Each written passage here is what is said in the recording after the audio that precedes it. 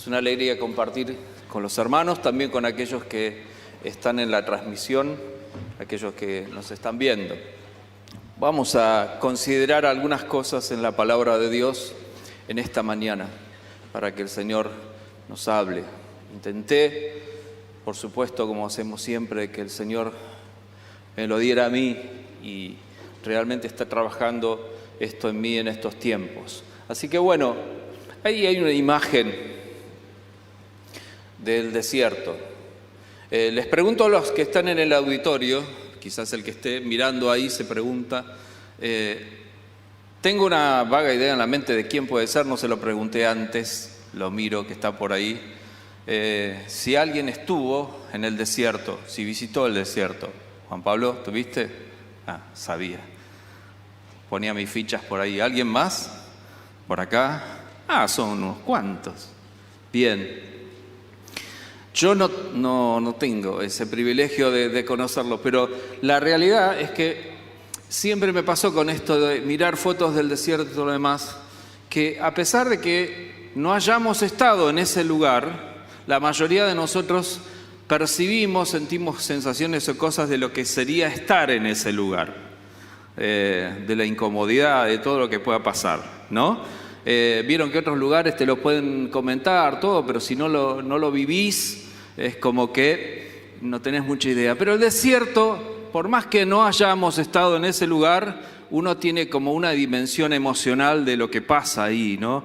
De que no es un lugar quizás para estar muy agradable. Visitarlo sí, pero no mucho más. Hace más de 40 años... Así que vayan sacando cuenta, hace más de 40 años yo hice mi viaje de egresados, que era muy distinto en esa época al de ahora. Y ustedes dirán, ¿qué tiene que ver con el desierto? Bueno, fui a Bariloche, eran otras épocas, y fuimos en tren. En esa época lo del avión ni existía, qué sé yo, en tren. Varias divisiones, qué sé yo. A la vuelta, ¿sí? Volvimos en tren. Pero para que se den cuenta que este país ya viene mal desde hace mucho tiempo, la máquina se rompió y todo demás, así que estuvimos más de 12 horas parados en un lugar que me acuerdo que es desértico en el sur, que se llama Ingeniero Jacobacci. Me acuerdo de todos, me hacen con la cabecita así, ¿sí? Patético. Imagínense que veníamos cansadísimos todos, sin agua, sin nada. Empezamos a recorrer un poco a ver si encontrábamos algo donde nada, era la nada. Así que mi experiencia con relación, la ligo un poco a eso, digo, si esto que fue en este lugar fue así, me imagino lo que debe ser el desierto de Sahara o esos lugares, ¿no? Bueno, no sé si logré llevarlos un poco a la idea del desierto. Vamos a ver ¿qué dice la Biblia? Que muchas veces cita el desierto en la palabra de Dios para nombrar algunas cosas. Desierto o yermo, como lo menciona la palabra de Dios, dice en general la idea de una soledad llena de pavor, la verdadera imagen de la soledad. ¿Sí? Isaías 21:1 dice, viene del desierto, de una tierra espeluznante, semejante a un torbellino del Negev. Deuteronomio 32:1 dice, lo encontró en un lugar deshabitado, en un yermo horrible y solitario. Y hay muchas otras menciones, pero creo que estas dos ya nos dan una idea de que enfoca en general, o la gente de ese tiempo tenía de idea también de estar en el desierto. Un humano, una persona, un hombre, mujer, ser humano, mayormente solo en el desierto no sobrevive. Es la condición que tiene ese espacio y ese lugar. En el Antiguo Testamento, como yo les decía, menciona que solo el poder de Dios podrá transformar, muchas veces se cita esto, el desierto en lugares donde surgirán agua y además vegetación. Isaías 43:19 dice, fíjense en que yo hago algo nuevo que pronto saldrá a la luz. ¿Acaso no lo saben? Volveré a abrir un camino en el desierto y haré que corran ríos en el páramo. O sea, transformar completamente una realidad y hacerla otra. Transformar algo que, como decía antes, espeluznante, deshabitado, horrible, en algo que pueda ser habitado y deseado de habitar. Desierto, lugar donde el pueblo de Israel muchas veces fue infiel y desobediente a Dios. Mayormente encontramos en el Antiguo Testamento citas de esto. Salmo 78, 40 dice: ¿cuántas veces lo desobedecieron en el desierto? ¿Cuántas veces lo hicieron enojar en el yermo? Idea de dimensión de cuántas veces han hecho enojar al Señor. El Salmo 106, 14 dice: allí, en la soledad del desierto, se entregaron al desenfreno y te pusieron a prueba.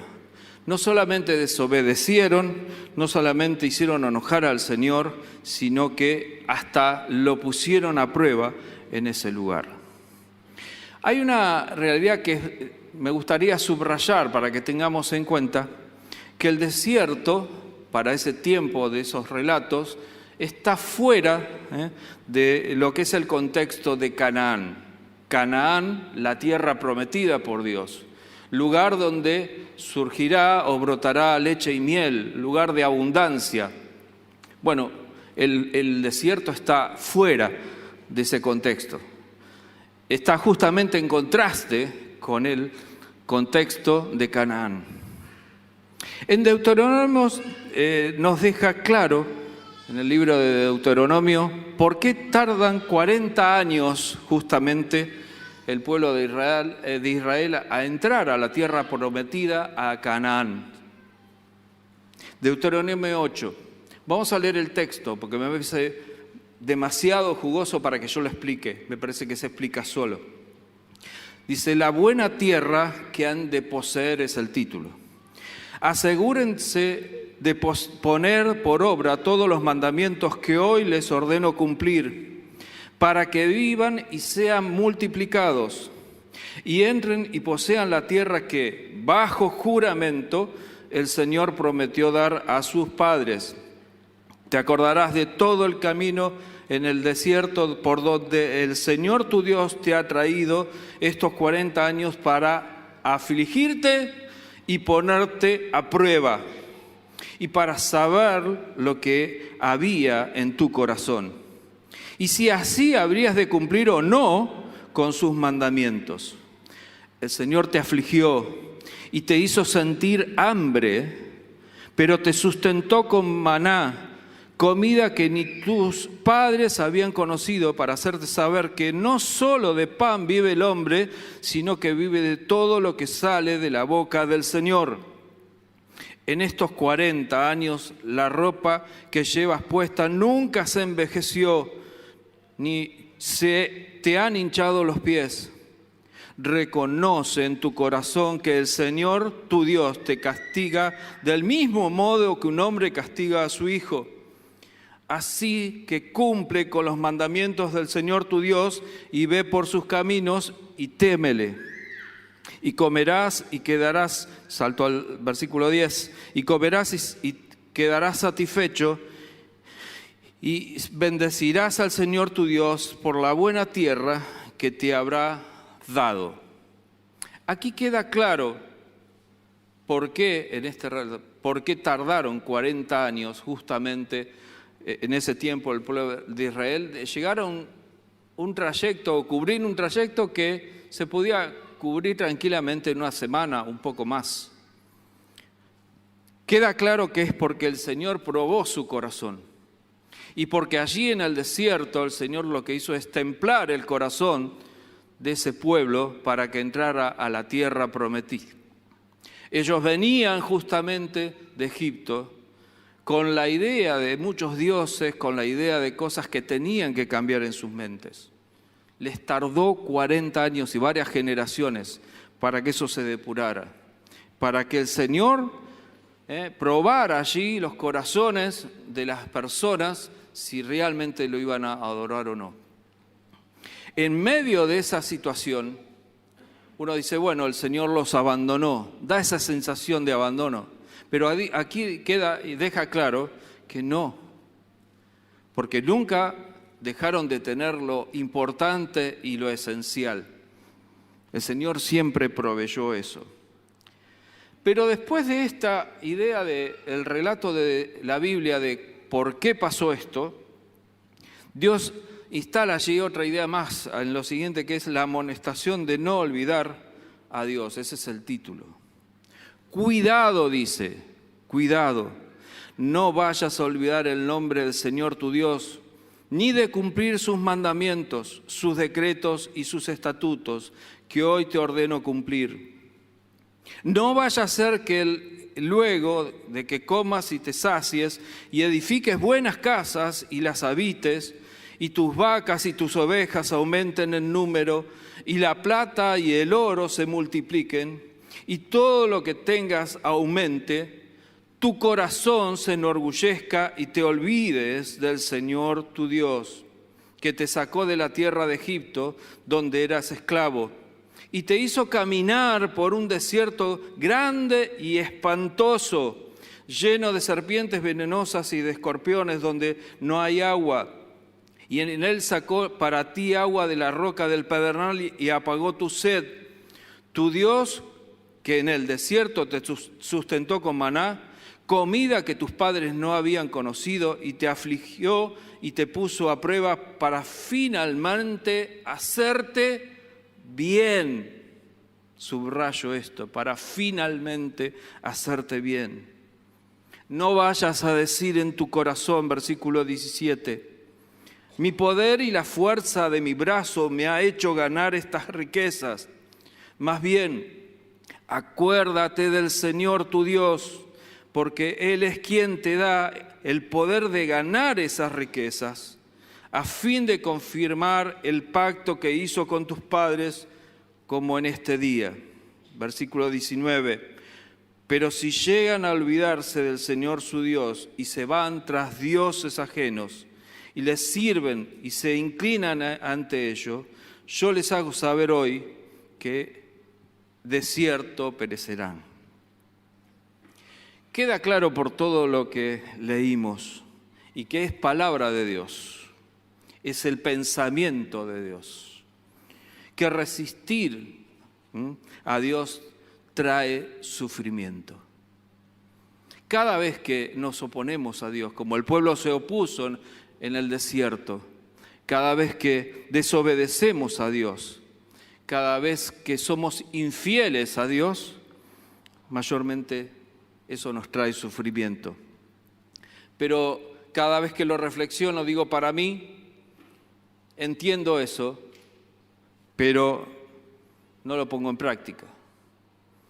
Lo comprendo con mi mente, pero mi corazón me lleva justamente muchas veces a ser infiel y a desobedecer al Señor. ¿Quién no se ha preguntado en estos tiempos de pandemia cosas como esta? ¿Por qué Dios permite este escenario bastante parecido a la idea de un desierto? De sequedad, de pavor, de incomodidad, como en el desierto. No es cierto que justamente muchas veces nos levantamos o tenemos días o semanas donde nos encontramos perdidos, sin exactamente saber qué hacer, cuál es el rumbo, cuál es el horizonte. Nos trae muchas veces ansiedad, miedo, pero claramente incomodidad. ¿Quién dice que está cómodo en medio de toda esta situación? Tiene que estar un poco mal, ¿no? Así que esta es la realidad. Mayormente es un escenario complejo el que estamos viviendo ya hace más de un año, el segundo año, con sequedad como si estuviéramos en medio del desierto. Nos sentimos incómodos. Sobre todo por no tener las cosas que tenemos. La mayor frase que uno escucha es decir, ¿cuándo volveremos a la normalidad? ¿Qué sería la normalidad, no? Ese es otro tema. Pero nos sentimos incómodos por no tener las cosas que teníamos. Hay muchos ejemplos en la Biblia, tanto de Israel, de personajes, hasta del mismo Señor Jesús, donde se encuentra en el desierto. Pero hay uno, para mí, donde se nota claramente el incondicional amor de Dios con relación a un personaje y que también tiene esa idea de llevar a alguien al desierto. Y tiene que ver justamente con esto que estamos hablando. En los 3 primeros capítulos de Oseas, que es lo que me quiero referir brevemente, los 3 primeros capítulos del profeta Oseas, se compara la infidelidad justamente de su esposa con la infidelidad del pueblo con Dios. Si leen esos 3 primeros capítulos, después hay más capítulos, pero estos son puntuales con relación a esa infidelidad. Y quiero hacer una aclaración, porque quizás, y me lo han comentado a veces, que tomo o leo este tema, o me suena como suenan las cosas hoy en día. Esto no es algo contra la mujer, lo que vamos a compartir ahora. No se está denigrando a la mujer, sino que Dios está haciendo una comparación de lo que es para la esencia de Dios el matrimonio. Hecha esta aclaración, leamos algunas cosas que nos van a ayudar en este tiempo. Oseas capítulo 1. Oseas, su esposa infiel y sus hijos es el título. No sé cuántos conocen esta historia, pero vamos a meternos un poquito en ella y sacar algunas enseñanzas. Versículo 1. La palabra del Señor vino a Oseas, hijo de Beri, en los días de Usías, Jotán, Ahaz y Ezequías, que fueron reyes de Judá, y también en los días de Jeroboam, hijo de Joás, rey de Israel. Para ponernos en contexto, ¿cuál era la situación? Últimos días ya del reino del norte, ¿sí? Donde Dios le muestra a Oseas claramente que es ya el final. La idea de que Dios le suelta la mano directamente. Y en breve y poco tiempo el reino del sur que también es llevado cautivo. Así que estamos hablando que el tiempo de Oseas fue uno de los quizás más duros del pueblo de Israel en el sentido de la decadencia que había. En ese tiempo y en esa situación, dice versículo 2, la palabra del Señor vino a Oseas por primera vez y le dijo, ve y toma por mujer a una prostituta y ten con ella hijos de una prostituta, porque la tierra se ha prostituido, se ha apartado del Señor. Oseas fue y tomó por mujer a Gomer, hija de Diblashín, la cual concibió y le dio a luz un hijo. Si ustedes quieren, completen, después terminen de leer el capítulo 1, donde van a ver que ella tiene 3 hijos con Oseas. Los 3 gestados en medio de lo que se llama la infidelidad. Esta mujer, mientras estaba con Oseas y tenía sus hijos, a la vez estaba e iba con muchos otros hombres. Deseaba a otros hombres e iba con otros hombres. Por eso se habla de la infidelidad. Quizás lo que más sobresalga acá es el duro pedido de Dios para con Oseas.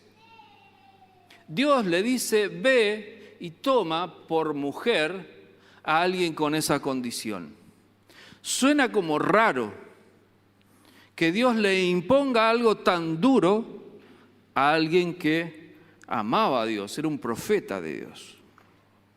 De esa manera igual Oseas obedece y de esa manera quizás Oseas entendería un poco de lo que el Señor siente con relación a su pueblo desagradecido e infiel.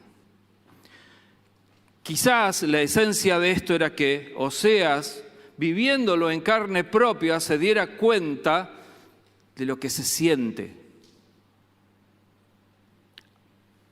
¿Hay ejemplos de esto? Sí, está el mayor de los ejemplos, que es el Señor mismo, Jesús, que toma forma humana para solucionar y entender y solucionar un tema nuestro. Por eso es duro ver a que Dios se lo pida a Oseas, pero no solamente lo hizo con un profeta, sino que Dios, por amor a nosotros, Dios le dio esta misma condición hasta a su propio Hijo. Fíjense lo que dice Filipenses 2, 7 y 8. Sino que, hablando de Jesús, sino que se despojó a sí mismo y tomó forma de siervo, hizo semejante a los hombres. Y estando en la condición de hombre, se humilló a sí mismo y se hizo obediente y hasta la muerte, y muerte de cruz. Por lo tanto, el pedido para Oseas era muy complejo, pero él tuvo que vivir eso, de saber la dureza de lo que es constantemente encontrar a su propia esposa siéndole infiel. En el capítulo 2 de Oseas se muestran estos hechos de infidelidad. Versículo 5. Es un hecho que su madre, dice, se prostituyó, le está hablando Dios. La que Dios le dio a luz perdió la honra cuando dijo: voy a seguir a mis amantes, porque ellos me dan pan, agua, lana, lino, aceite y vino. ¿Cuál es la condición, en todo caso, aquí que se ve? La condición de infiel. Es la comparación que Dios le muestra para que Oseas escriba, la comparación que también hace con relación al pueblo, que también le era infiel. Que iba a buscar cosas como esta, que eran tan significativas para ese tiempo como el pan, el agua, la lana, el lino, el aceite. Pero tan significativa como en estos días para nosotros, que también muchas veces tenemos esta condición de infiel, de buscar no en el Señor lo que necesitamos, sino buscarlo en otros contextos, en el mundo en donde vivimos, del cual nosotros no pertenecemos como cristianos, sino que estamos aquí, pero pertenecemos al reino de los cielos. Y muchas veces tenemos que darnos cuenta y reconocer que les somos infieles a Dios. Y no buscamos en Él las cosas que necesitamos, sino que las buscamos en el afuera, en el enemigo. Esa primera condición de infiel. Avanzo rápidamente porque no tengo mucho tiempo. Dice versículo 6, por eso voy a plagar su camino con espinos.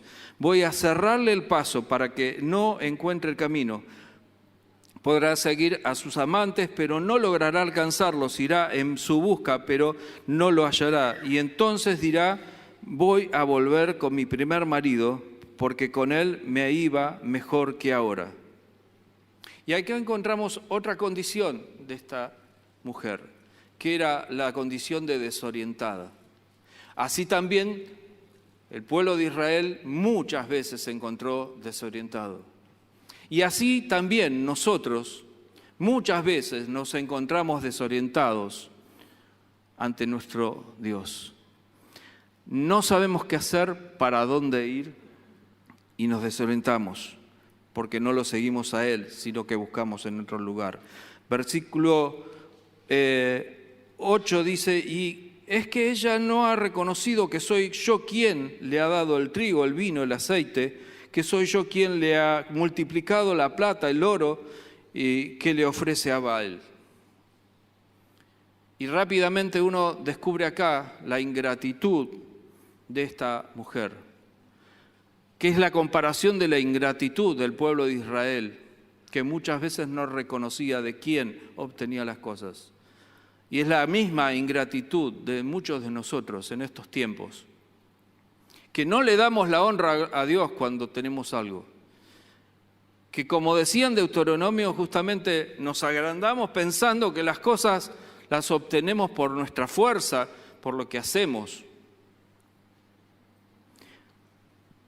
Versículo 9, dice, por eso en un momento haré que me devuelva mi trigo y mi vino, le quitaré la lana y mi lino, que le había dado para que cubriese su desnudez, y a la vista de sus amantes pondré al descubierto sus partes pudientes. Nadie la librará de mi mano. ¿Y qué encontramos aquí?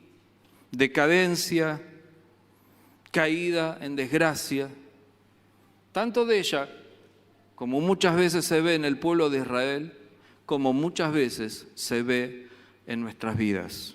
Decadencia, caída en desgracia por no seguir al Señor. Y el Señor nos pone en evidencia. Versículo 11 dice: pondré fin a todos sus alborozos y a sus fiestas, a sus lunas nuevas y a sus días de reposo y a todas sus festividades. Arrasaré sus viñas y sus higueras, que ella consideraba la paga que le dieron sus amantes, y la reduciré a un matorral, y se las comerán las bestias del campo. La castigaré por los días en que ofreció incienso a los Baales, cuando se adornaba con zarcillos y joyas, y se iba en pos de sus amantes, y se olvidaba de mí. Palabra del Señor, dice la Biblia. ¿Y qué se nota claramente aquí, tanto en la vida de la esposa de Oseas, como en el pueblo de Israel, como en nuestro caso? Que Dios más de una vez pone límite a nuestra infidelidad y nuestra desobediencia. Nos expone, nos lleva a lugares que no nos gustan para poder purificarnos, y nos pone límite. Pero más adelante viene algo que para mí me impacta, que es el amor incondicional del Señor. Por eso yo le decía que este es uno de los ejemplos donde yo veo que el Señor cita justamente el desierto, pero para hacer una transformación. Y muestra el amor incondicional que Él tiene. Versículo 14. Sin embargo, volveré a cortejarla, la llevaré al desierto, y allí me ganaré su corazón. Allí le devolveré sus viñas y haré del valle de Arcor una puerta de esperanza. Allí volverá a cantar como cuando era joven y cuando salió de la tierra de Egipto.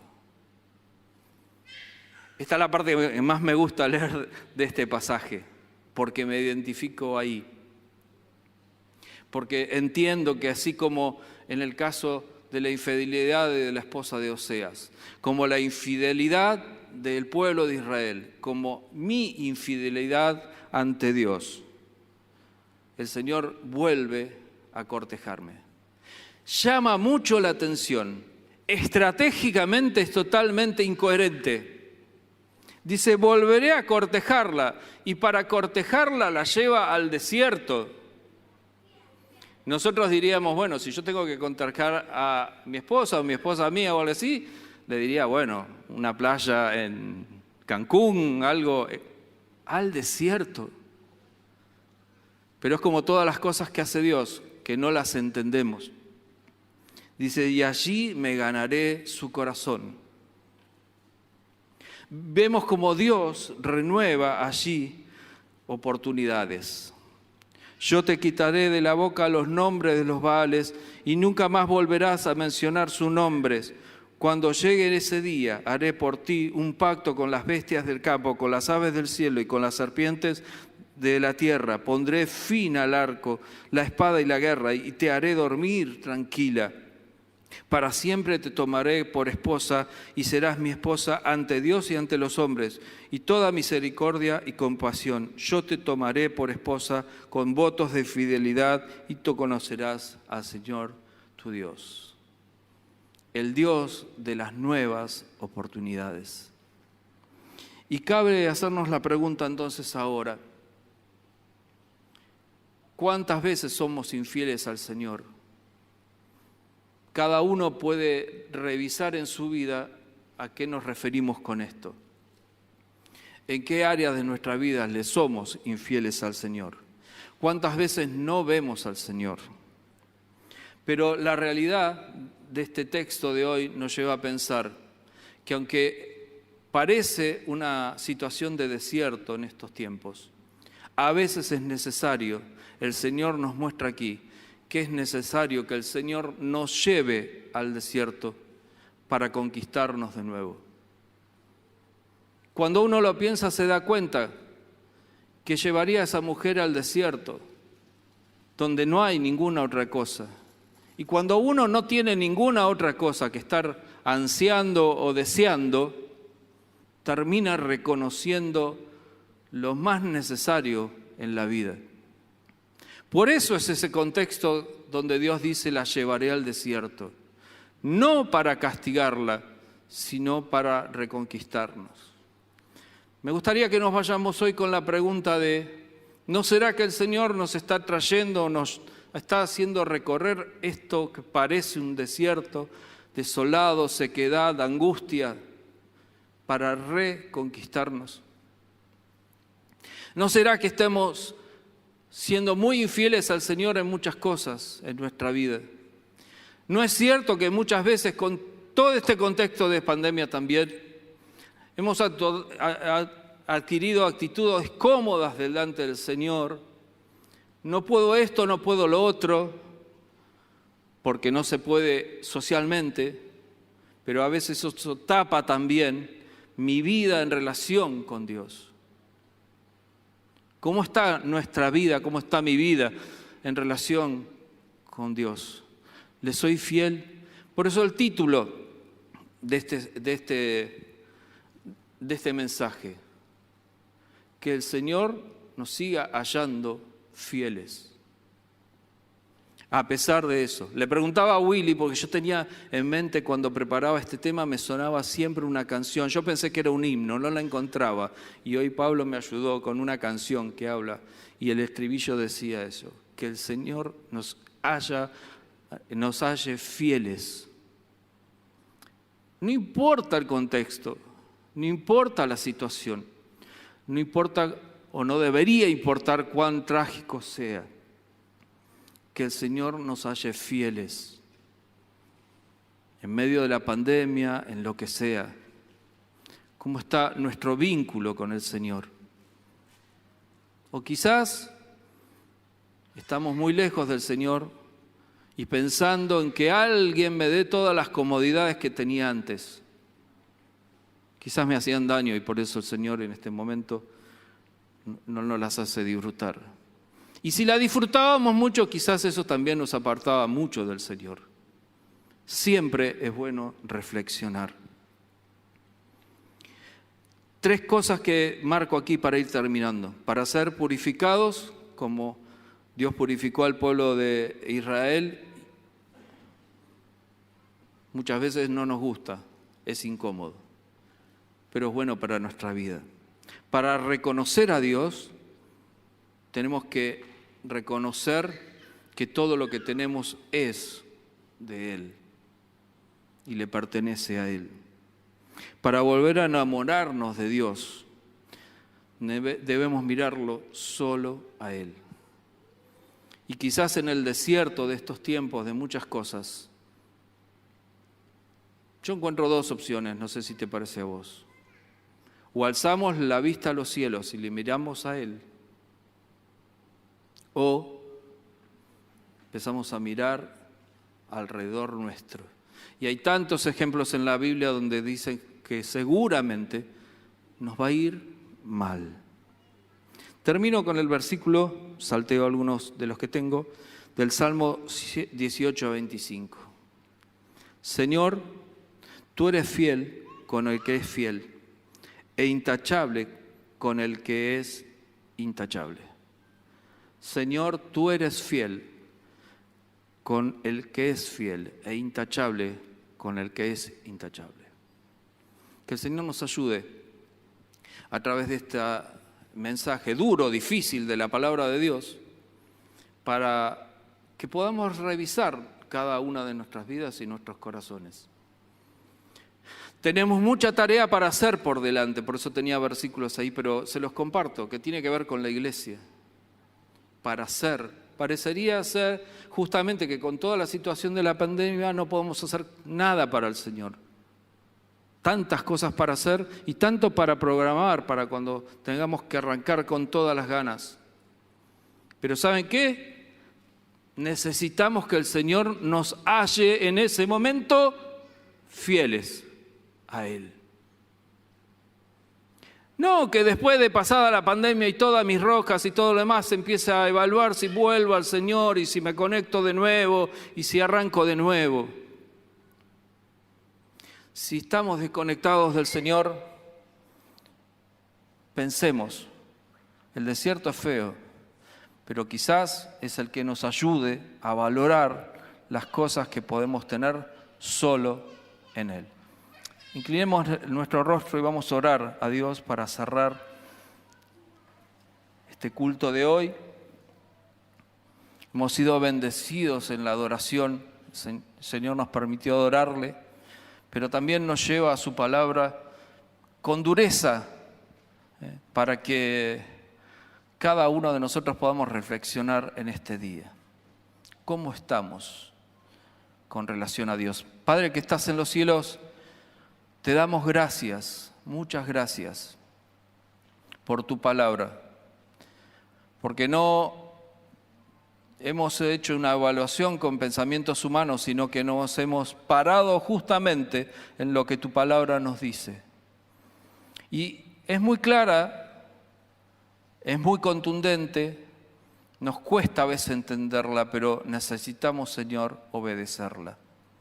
Necesitamos, Señor, tomar la posición que de alguna manera, después de tanto tiempo en el desierto, el pueblo de Israel pudo tomar, de dejar atrás las cosas de este mundo, los dioses, las cosas que lo ataban a Egipto y poder entrar en la tierra prometida. Señor, vos tenés una promesa grande para cada uno de nosotros en lo que viene por delante. Así que purificá nuestras vidas. Hacé, Señor, aunque duela en cada una de nuestras vidas, la tarea, el trabajo, que nos hace sentir a veces angustiados, doloridos, inciertos, pero Señor, que tu Espíritu Santo a la vez nos esté llenando para reconocerte a vos y serte cada día más fieles. Que cada uno de nosotros, Señor, pueda hacer esa evaluación y tender, como dice tu palabra, al mismo Señor, a Jesús, a su imagen, a lo que Él es. Tender a eso y no cada vez parecernos más y seguir cada día más a este mundo. Señor, ayúdanos en esta semana a vivir en fidelidad a vos. Y si hay cosas que nos han apartado, Señor, queremos pedirte perdón en el nombre de Jesús en esta hora. Porque necesitamos, Señor, que nos limpies. Necesitamos que nos renueves. Necesitamos hasta aún que nos sacudas si no entendemos algo. Sácanos, Señor, de la mirada que tiene que ver con el confort o el obtener cosas del otro lugar que no sea y que no provengan de vos. Dejamos esta oración en tus manos, Señor. Dejamos nuestras vidas en tus manos. Dejamos esta congregación en tus manos porque es tuya, Señor, para que vos la purifiques y la eleves y para que nos halles fieles en todo lo que viene por delante y para hacer. Oramos en el nombre poderoso del Señor Jesucristo. Amén y amén. Dios le bendiga, que tenga una semana en victoria. Y a pesar de que quizás el mensaje tenga dureza, vayámonos de este lugar sabiendo que el Señor es el Señor de las nuevas oportunidades. Y con fuerza y con fe transitar esta semana para el Señor llena de bendiciones. Dios te bendiga.